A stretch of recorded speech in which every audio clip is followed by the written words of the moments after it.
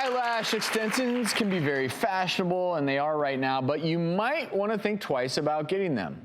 Emphasis on might, M-I-T-E. Recently, more than a dozen women showed up at Orlando's Eye Institute with burning, crusting eyelids, and doctors found that their eyelash extensions were teeming with mites. Joining the conversation via Skype, ophthalmologist Dr. Boxer Wachler. So, have you seen this, and what's going on with these eyelash extensions? It's caused by this mite called Demodex, and it attaches to the eyelashes. And if salons are not sterilizing their instruments between clients, then they can actually transmit the mites from one client through the instruments to the lashes of another client. And the mites live at the base of the lashes. They actually feed off of the oils. That's like their picnic. And the signs of having this would be dandruff at the base of the lashes, or if you notice that your lashes are a bit brittle and break easily, that could be a sign you've got this mite infestation happening in your eyelashes. So people can get the mites even from something as benign as just dust being blown around, because they can contain the mites and then they get on the skin and the lashes.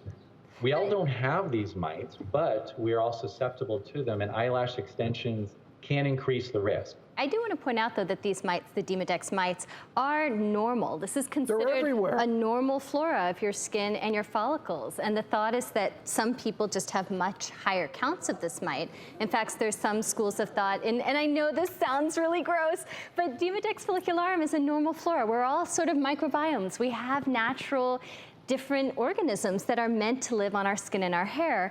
But what's happening here is when people get these eyelash extensions, they're told often not to wash the lashes because they're trying to preserve the glue. And they're trying to get that full 3 weeks, because these are not cheap. These are $300. And so when you don't clean those oils off properly, you can get a proliferation. You can get many, many more of these mites, which then leads to that dandruff-like eruption. But there are a lot of schools in dermatology that think that many of the skin issues that people have, like rosacea, are actually related to having higher counts or certain types of these Demodex mites. I like being mighty. You're all about the microbiome. I know. But I do want to ask Dr. Boxer Wachler, are there any concerns with this, or any concerns with your vision, anything that is of major concern?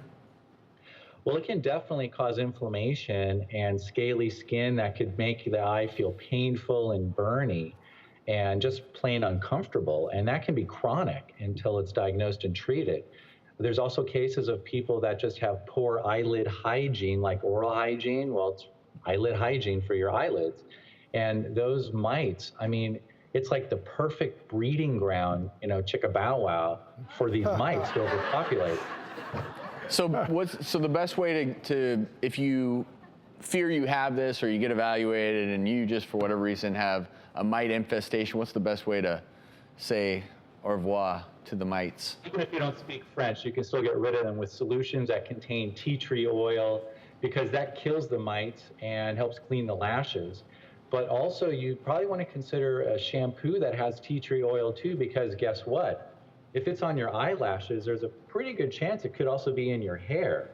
So using that shampoo can help. And then also take your pillowcases off, take your bed sheets off, wash them in like hot water to try to kill those mites as well, because they could have gotten on the sheets and pillowcases.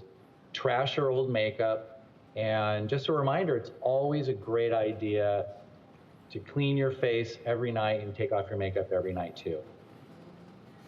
Well, Dr. Boxer Wachler, that was a mighty great answer. Great advice.